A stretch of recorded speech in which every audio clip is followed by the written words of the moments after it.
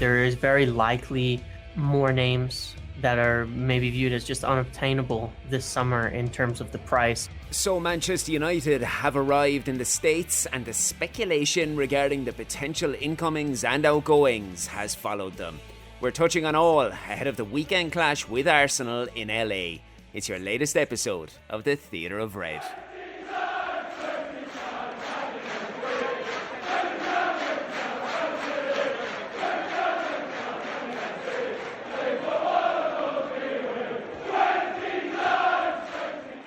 Well, that was a quick week, wasn't it? Thank you one and all for tuning in for the latest installation of the podcast. Joining me today to dissect everything from arrivals to potential signings and the impending US tour is Mr. James Rhodes from the UnitedMuppetiers. How's everything stateside, sir? Doing very well. Thank you for having me on and the introduction. Definitely looking forward to the tour and the rest of summer before the Premier League kicks off. First and foremost, James, given the early acquisitions of Joshua Zirkzee and Lenny Yoro, the backroom team that has been led by Dan Ashworth has opted to really attack the market. They have set out about ignoring traits of years gone by. Having brought in a defender and an attacker, we now see a host of links to midfield players with a general consensus that Sofian Amrabat has moved from a player that could potentially come into the club, and he has now been stationed more so as a sort of a contingency plan. The name Manuel Ugarte has surfaced as the most likely option to fulfill the role that Ten Hag requires.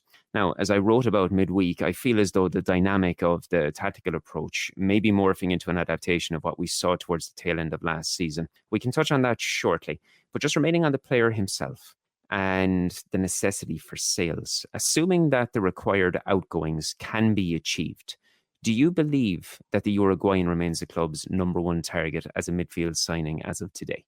In terms of what would be realistic, yes. There is very likely more names that are maybe viewed as just unobtainable this summer in terms of the price, in terms of the maybe just that they won't move. There's other names United maybe feel they've missed out on, such as, Adam Wharton, who moved to Crystal Palace, that they did really like and they did consider but didn't make a move for, and who clearly won't be sold now this summer, and all of that. But in terms of reality, if they can move some sales around, then yes, I do think for sure Ugarte is considered to be the primary candidate there, a player who can fulfill a lot of roles, who is also, of course, the right age profile when you talk about the ones that you've mentioned there already in Lenny Yoro, who's quite young, of course, but Joshua Zirkzee, a little more experienced, but not by too much.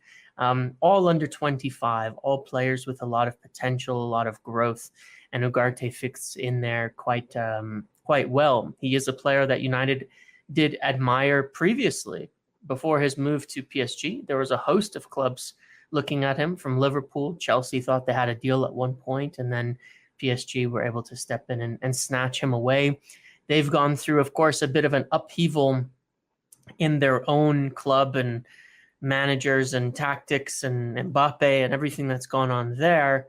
And I think perhaps it's led people to forget the name a little bit, and as well to not know until very recently that he might actually be available. So you get a little bit less talk about him than there might have been in previous years about big name targets like João Neves and all of that as well.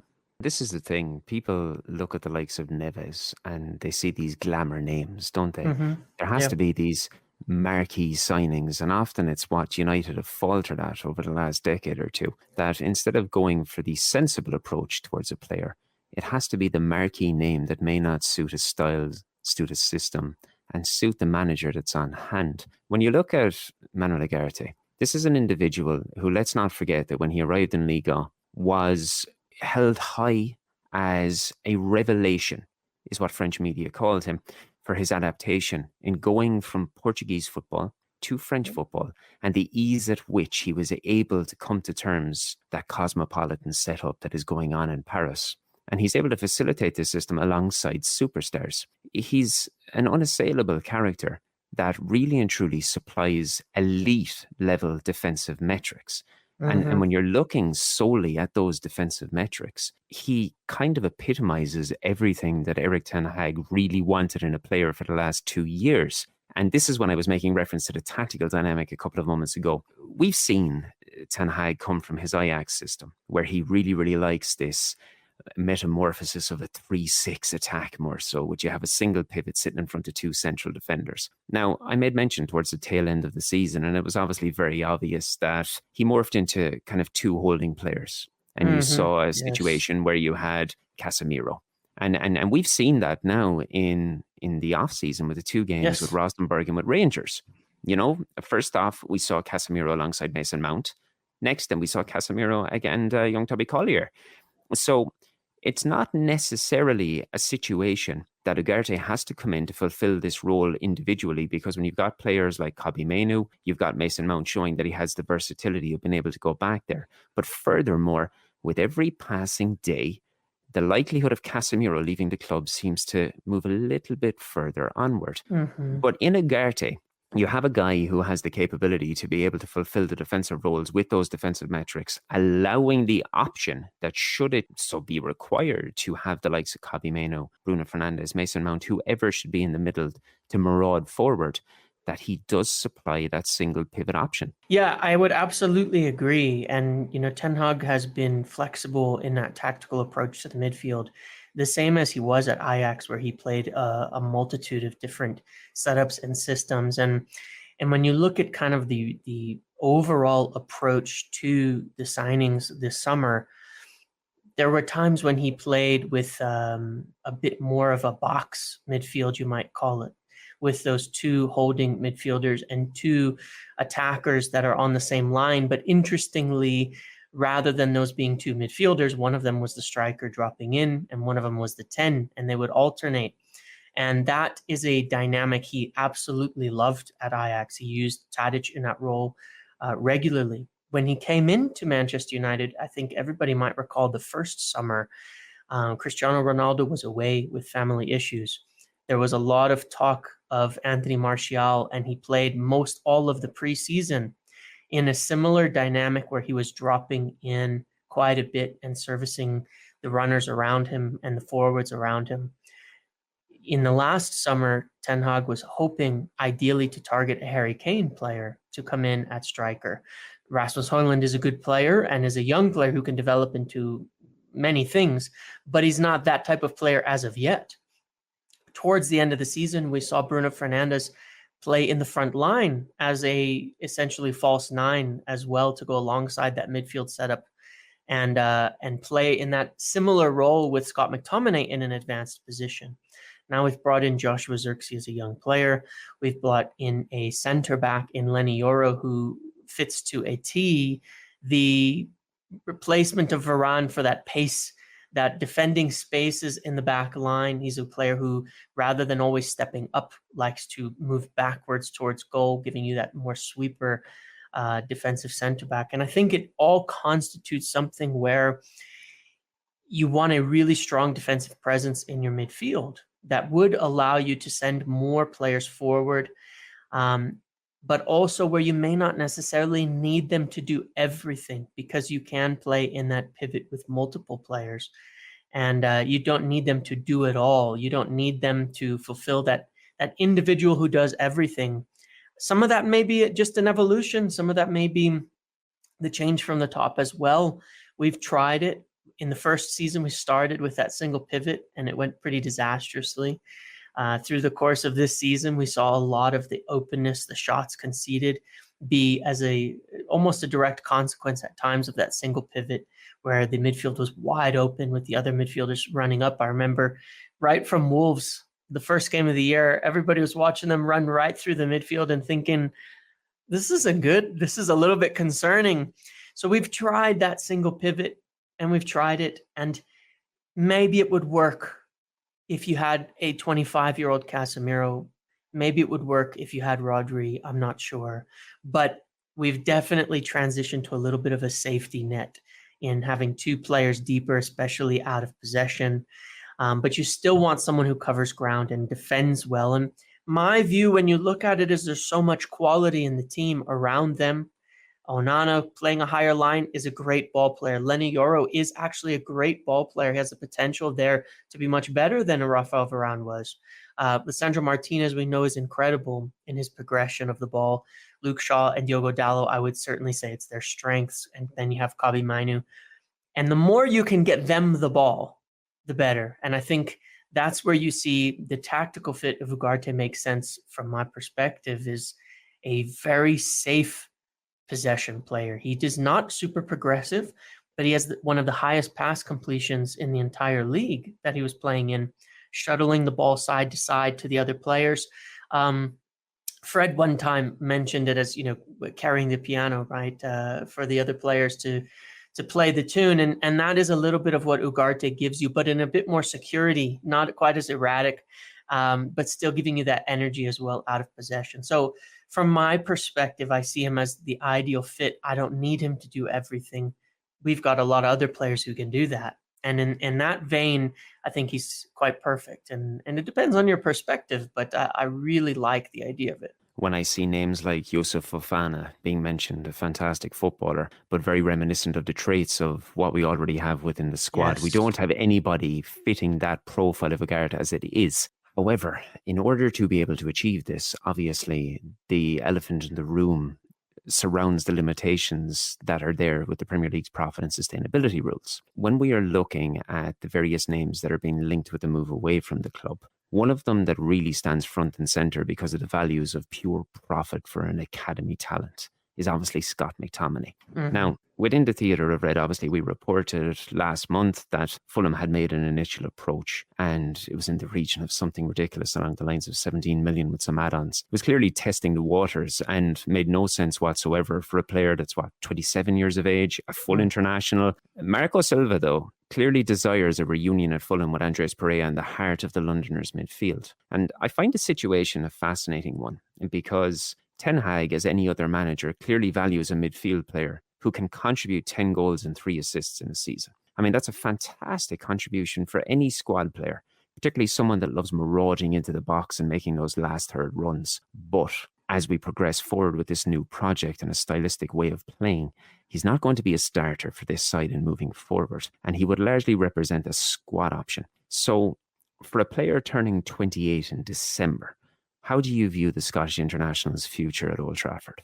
Yeah, well, as you described it, puts it well, because Scott McTominay, to some degree, was a bit of a band-aid in terms of his goals, and that's not downplaying his abilities, because his knack for goal, his instincts in the box are exceptional.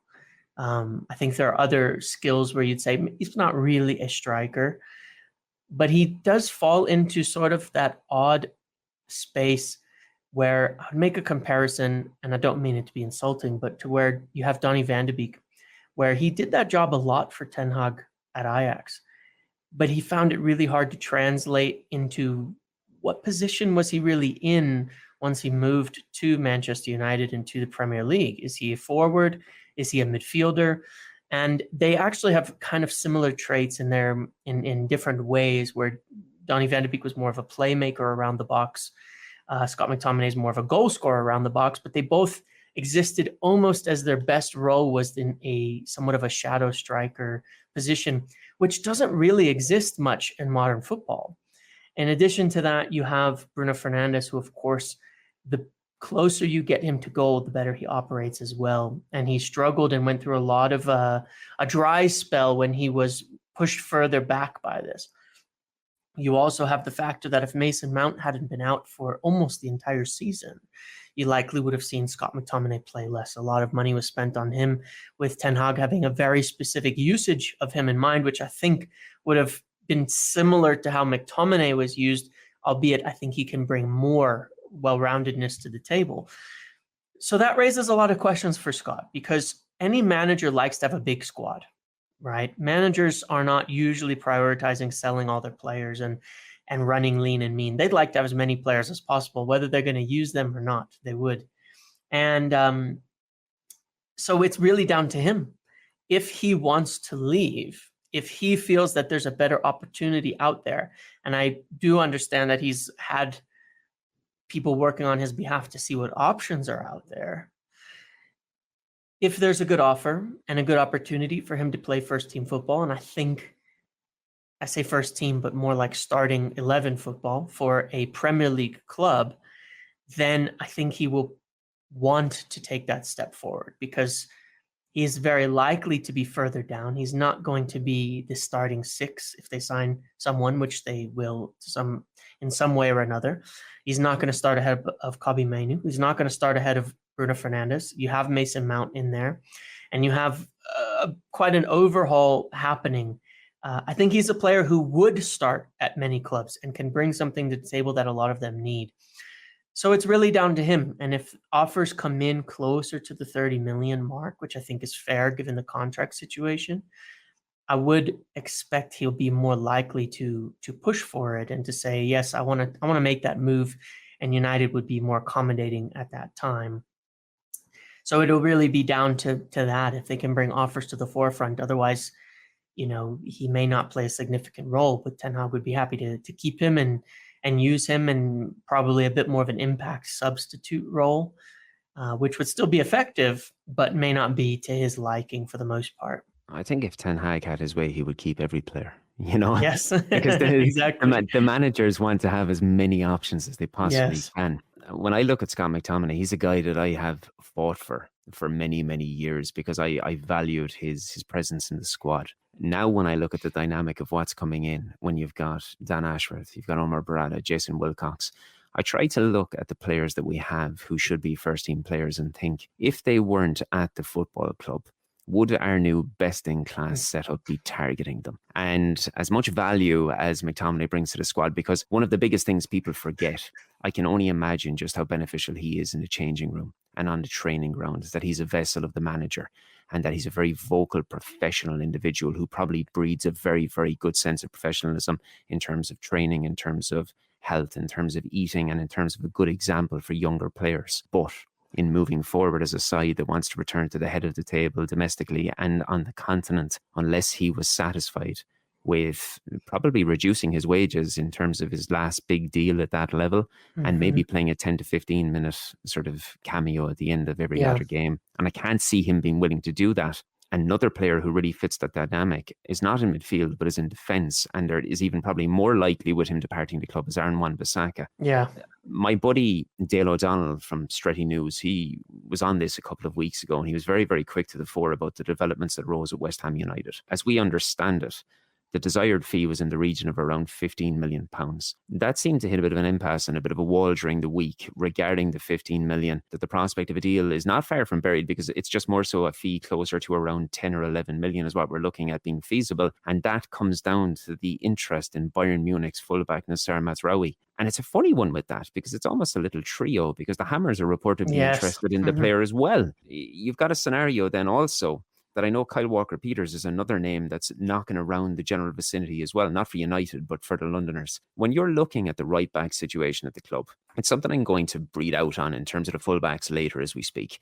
I think it has become a situation and a position that really and truly does not have to be worried about because of the acceleration of what you've seen with Diogo Dalot throughout the previous season. He's really, really kicked on. And I think he's probably saved the club anywhere from 30, 40, 50 million because they're not looking to replace him. So when these reports come out during the week, at the start of the week, about Mazraoui, and the availability of an individual who can not only play on the right back, but can also play on the left side of the fence as well. And that you're looking at figures in around 15 million euro for this guy. It seems like the shrewdest bit of business that we could possibly do for a guy who's going to essentially be a supporting cast on either sense of the fullbacks while allowing Wan-Bissaka to return to London. Yeah, that's a good assessment. And it's a very interesting dynamic because at right back, it's, as you said, it's not an area that United were looking at improving this summer. It's not an area where they're looking at it and saying, we have a problem there. We could see that with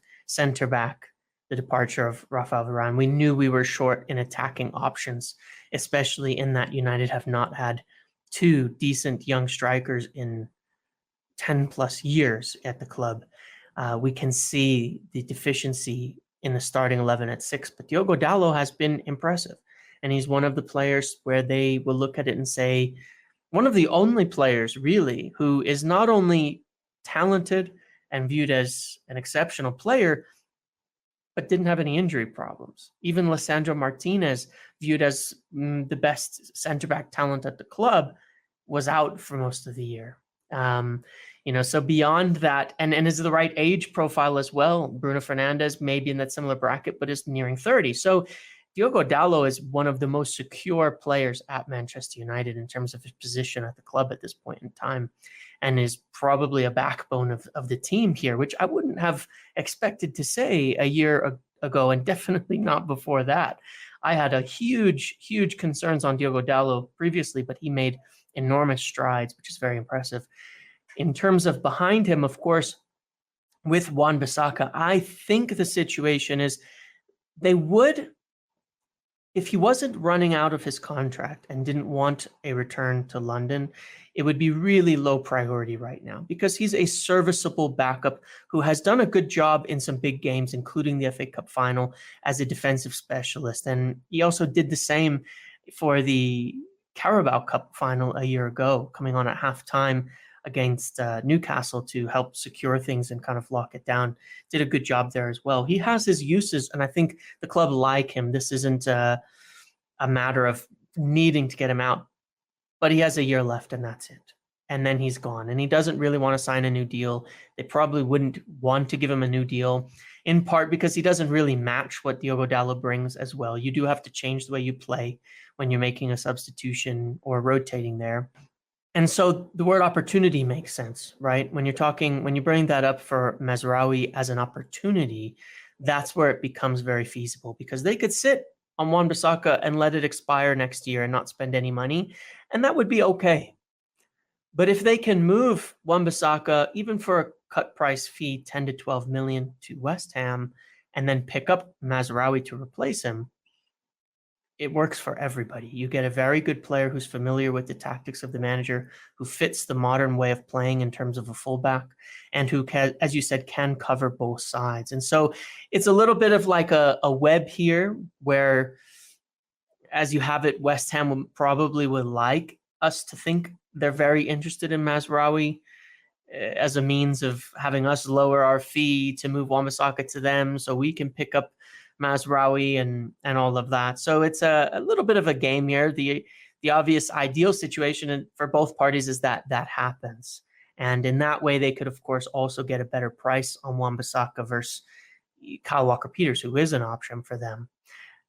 So it's an interesting dynamic that you would think if they just kind of talk it out and talk it through together, they could come to an ideal solution. And it does appear at this point in time that that's maybe the closest transfer, in terms of the next thing to happen or the next domino to fall, because it's sort of a ready-made sale and replacement. The fees aren't astronomical. The prices aren't out of mention.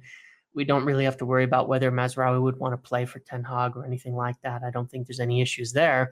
So that is an interesting one, and I think would have a big impact even as a depth signing on the overall quality of the squad. And also with that, considering Bayern are in a similar scenario to United, needing to offload players before they can actually complete further deals. It remains on the topic with the Bundesliga side, because there's obviously the name that just won't go away in Matthias de Ligt.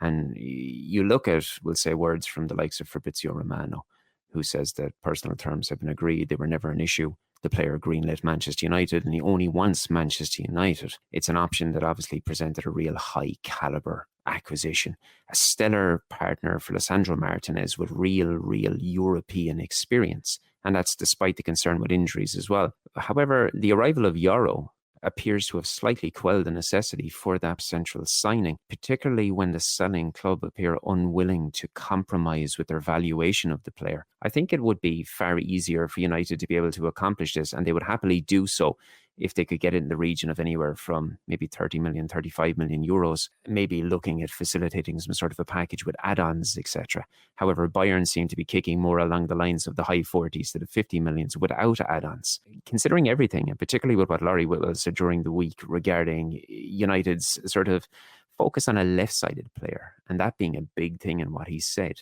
where do you view a deal for the Dutchman at this stage? It definitely fell way down the priority list the moment Lenny Yoro said yes to United. as we know, their first priority, in addition to Lenny Yoro, which was always somewhat separate, a player that they've been monitoring all year and obviously viewed as perhaps the best young center-back talent in Europe, was Gerard Braithwaite, notably left-footed, but really about as two-footed or both-footed as it gets from a playing perspective. A tall, fast, physical player with Premier League experience who absolutely can and would be able to play on the left and has. And also has the experience working with Van Nistelrooy, which doesn't hurt either. So when you look at how they've acted, they put in 2 bids for him. And they put in 2 bids at a level that would probably be accepted for Matthijs de Ligt if they chose to put, especially that second bid of £40 million plus £5 million in add-ons. That's a bid that Bayern would accept for Matthijs de Ligt, most likely. And so what that tells you, of course, is that he's a player that they value more in terms of profile. And for de Ligt, the problem is that as a starting right center back, they could say we can justify a higher fee and higher wages.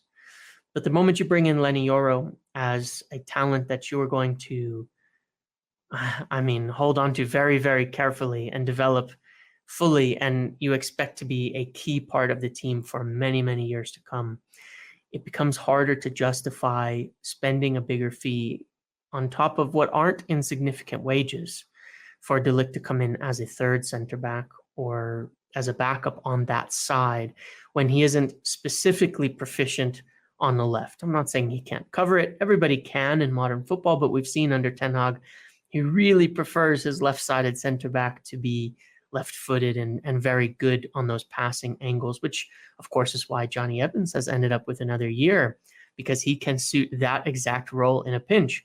So that's a real important aspect to Ten Hag. So now I think you look at it and say, you have another problem, which is Tyrell Malacia's health. There's no guarantees at this point in time when or if he will be at full match fitness. It's been a long time. I feel terrible saying that, but it is the reality of the situation following a surgery that didn't work, that had to be redone. And the issues with that, I think it's 14 months out, injured now. That is a long time. In today's world of athletes, players recover from ACL tears much quicker than that. That is a long time for a footballer to be out and to just be back on grass now. It could be a long time before he's healthy. And yes, as was mentioned this week, that left-sided defender is a big, big priority. And I think that's the issue. If you look at names like Hansko from Feyenoord, I believe is where he is, 30 million euros or so, and he can play left center back. He can play left back. He fits the technical capabilities that United would want. Would be on probably 1/3 of the wages of a Matthijs de Ligt. And you think for a squad option that includes Lisandro Martinez, Lenny Yoro, and Harry Maguire, who is probably going to stay, your fourth center back, that makes a lot more sense. And if Malacia does come back, you haven't filled his spot permanently either. You still have a center back. And so it starts to make a lot more sense in terms of the proper use of funds to spend there than to commit a significant amount of money towards another center back who mostly plays on the right, and would, of course, potentially free you up for more money for the midfield, which still needs addressing per our earlier discussion. It all ties in really with the dynamic of the backroom team purchasing players that suit the system and the squad and not just purchasing the names. With that, I think it's obviously credible at this point to touch on the existing players and the ones that we have that can obviously have a positive role. A man that is set to take home a deserved increase in his wages, as highlighted several weeks ago by ourselves, is Kobbie Mainoo. However, while confidence in an agreement is high on that particular contractual front, another key player who is attracting attention while we await for confirmation on his future is Bruno Fernandes. Now, in the run-up to this podcast and our conversation, I put it out there to the audience, anybody who wanted to ask some questions. We got some good ones in, and I've selected a few for you. We have got Richard Jones has asked a very simple question, and he just wants to know, will Bruno sign a new deal this summer? I think that it's more likely he signs a short extension. I wouldn't necessarily put the time limiter on this summer because the way that they want to approach new contracts is to finish the summer window so they have a full grasp of their finances before they approach these new deals. As you mentioned, Kobe Mainu is expected to get a new deal. Amad Diallo could get a new deal. Bruno Fernandes will be in that discussion as well, but it is likely to occur maybe at the end of August, in early September, those things. And that's pretty normal with contracts. They can be talking about them and take a lot of time. With Bruno Fernandes, if he does not bring a significant offer to the table to leave and asks to go, then he will likely stay. And if he does, I do believe they would like to have him extend his contract, even if it's a small extension where it adds an extra year to the overall package and maybe improves some of the incentivized wages to keep him happy, where if United are better over the next few years, he can increase his wages that he's getting paid overall and up to a higher level. I think that has a good chance of happening towards the end of summer or into fall as we start the season. We've spoken for quite some time here about United, and we haven't once mentioned football. And it happens so often. But we're only a couple of days away from the meeting with Arsenal in LA, and it's a game that you will be attending. Ten Hag obviously named his travelling squad on Wednesday with a range of returning senior players in Harry Maguire, Christian Eriksen, the aforementioned McTominay, Anthony, and our new number 9, Rasmus Højlund. There is still no place for the late features at the Euros and at the Copa America alongside Tyrell Malacia, who you've already mentioned. He's continuing his individual sessions. But in the gear up to Sunday morning or Saturday evening, whichever part of the world you are, how is LA gearing up for the arrival of the Reds? Yeah, it's going to be a big one, I think. Arsenal is quite popular in the United States. It's sad to say United could have a lot more coverage over here. And they certainly, I think that's one of the benefits of doing these back-to-back tours in the United States is for the size of the club around the world, they've lagged behind in the Americas, which is at least in North America, where there's a big market for the future and a lot of money, I think, to be made in the World Cup upcoming and all of that. So I think it's going to be a pretty good atmosphere. We've seen in the past on some of the tours in the U.S. There was one. What was it? There's been a couple against Liverpool and against Madrid in some of the largest stadiums around the country that have been quite exciting. And I think it's going to be a very, very fun match and against Arsenal and a more. I think it'll be very interesting as well when they play Liverpool in South Carolina too at a college town. That you'll see some of the passion there that you might not get in other parts of the States too. But yeah, I'm looking forward to it. I really am. I think that the last game United played was really encouraging in the preseason. I think we got to see a lot more of what they wanted to do this preseason. And now with more returning players and being in the States and a big game in a big stadium in a big city that's going to be, as I understand it, sold out as well.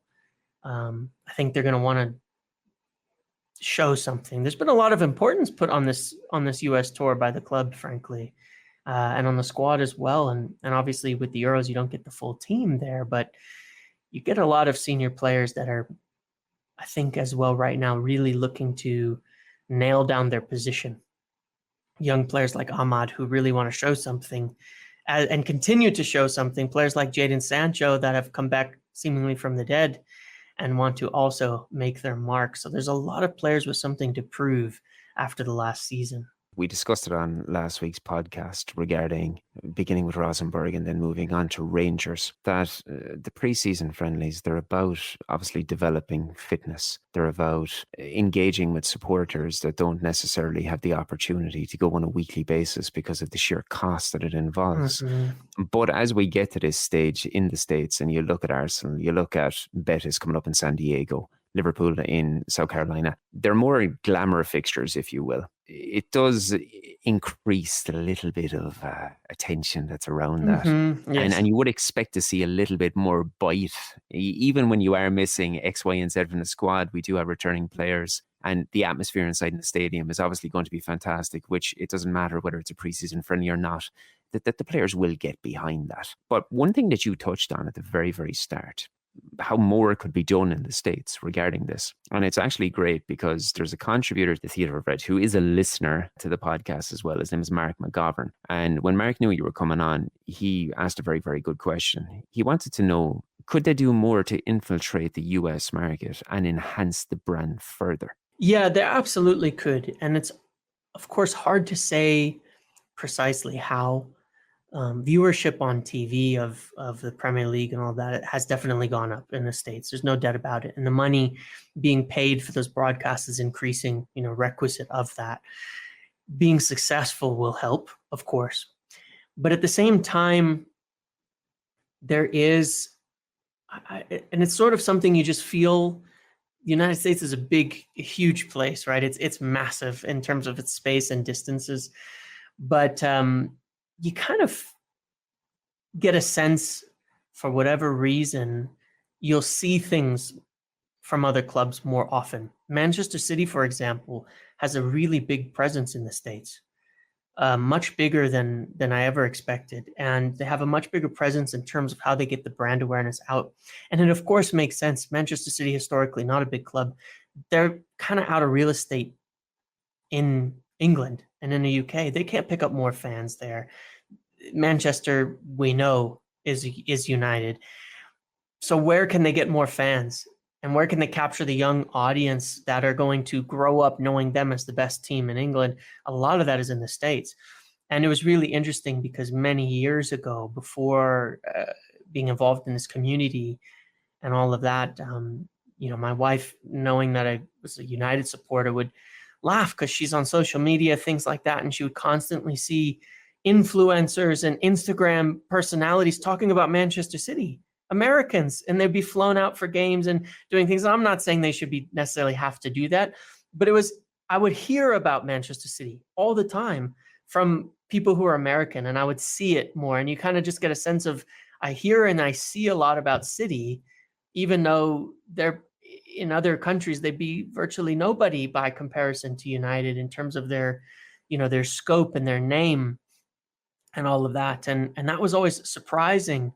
And then for whatever reason as well, the other club that gets a really big name in this area in the States is Dortmund. And I can't explain why, but they do. And you also would see that Christian Pulisic went to Dortmund. Germany have recruited well from America and brought in a lot of American athletes into the Bundesliga. And that's probably why it's been a long time since United have had an American player too. And so there's a lot of complications in how do you build the brand and all of that. You can sign American players, you can do things like that, which definitely does improve your awareness, but it does feel like a little bit of an untapped resource. There's not really events, very often in terms of watching things. The supporters clubs are pretty small. I know there are more fans than that. I know there are more people who would like to get involved. But you also look at something like what Wrexham did, and that got a massive, massive following in the US, and a lot of people watched that. City have done their documentary. Arsenal have done documentaries. A lot of clubs have done things that appeal to an American audience. And I do think that it would be smart for them to prioritize something in this area. I don't know what, I don't have the answer to that, but somehow make United a bit more of a name when it comes to, to football in general. And it should be, because worldwide it is, of course. And in England, of course it is. It's indisputable, and it has the most history. And so I would like to see them do more somehow, because I would almost bet that there will be more Arsenal fans than United fans at that game in Los Angeles. If only Manchester United had American owners for the last 2 decades who I know, and that's the American audience, and that is the hilarious part about it, is how underserved that audience is when you have American owners. But it goes to show they didn't care about it. Their focus was on the Buccaneers, their NFL team when they were in the States. That's what they cared about, and they invested a lot of time into that. It's amazing when I talk to people about. I used to live in Tampa, where the Glazers are. And it's amazing when you talk about it, the different perspectives that people have, because in Tampa, they have museums, children museums, and foundations, and the things you'd expect from billionaires to have in a city where they own a team, where they're completely not a presence at all in Manchester, and you wouldn't know they're even associated with Manchester United if you talk to most Americans.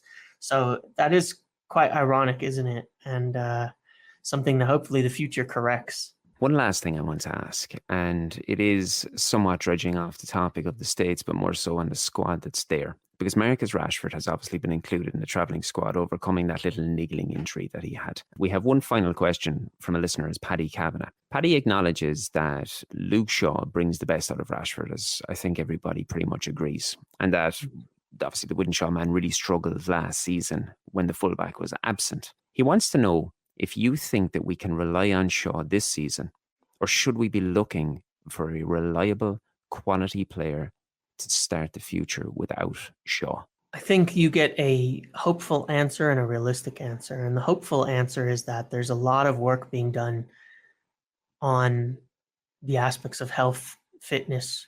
We know, unfortunately, that Luke Shaw rushed back and got injured further. And if that hadn't happened, let's say he took an extra week off back in February, I think when it was, maybe we would have had him for 3 or 4 months instead of him getting injured again. We've had a full overhaul of the medical department following Ineos coming in terms of physios leaving, being replaced with Gary O'Driscoll having been brought in to head that project up. Something we wouldn't have really seen an influence on last year. We know there's the overhaul at Carrington, and some of that has to do with the medical side of things too.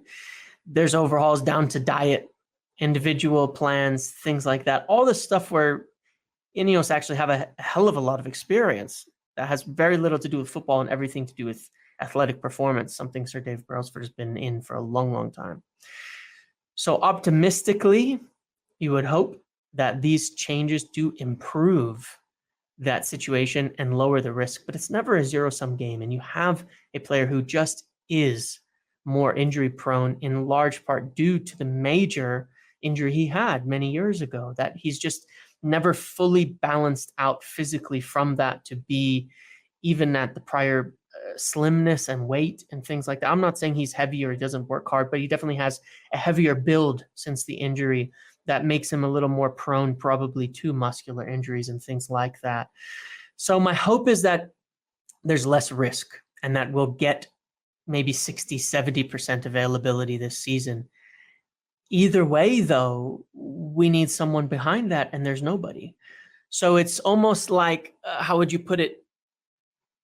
In other terms, you might call it trust but verify. I think it's going to be better, but I also want the backup plan. And I think that is a big priority and should be. And we spoke about the left-sided defender being a priority, and that's a big reason for it too, because it doesn't just affect your defense, but fullbacks in the modern game are some of the most important players, and they can have a huge impact.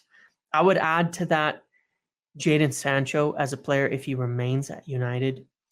By far at Dortmund, when people watched him, did his best work with Hakimi, with a fullback who was there, who was overlapping, he was able to interplay with. A lot of modern wingers are really reliant on fullbacks to do their best work. So I don't think it's an area that we can leave up to chance, even if we are hopeful, even if we are optimistic, which I am. And I think when he's playing, it's hard to find anyone better than Shaw in his ability to progress the play and to work with those forwards and to get the best out of a very potentially dynamic scorer in Marcus Rashford. We need to have other options there as well. So I would put it now alongside that midfielder at the top of my list, certainly. Hopefully in Shaw, Malacia, Mazraoui, if it comes to fruition, we surely have one fit left back every week. Yes. But given everything that we know, James, and everything that we discussed regarding the club, the transfers, the management team, and everything that we can look forward to in moving forward, what do you believe to be an acceptable season for Erik ten Hag coming up? Yeah, that is a good question. And acceptable, I think United realistically do need to get back into the top 4 or win the Europa League, which is not a bad aim. Jose Mourinho in that first season, of course, prioritized it as the season went on to winning the Europa League as a means to qualifying for the Champions League.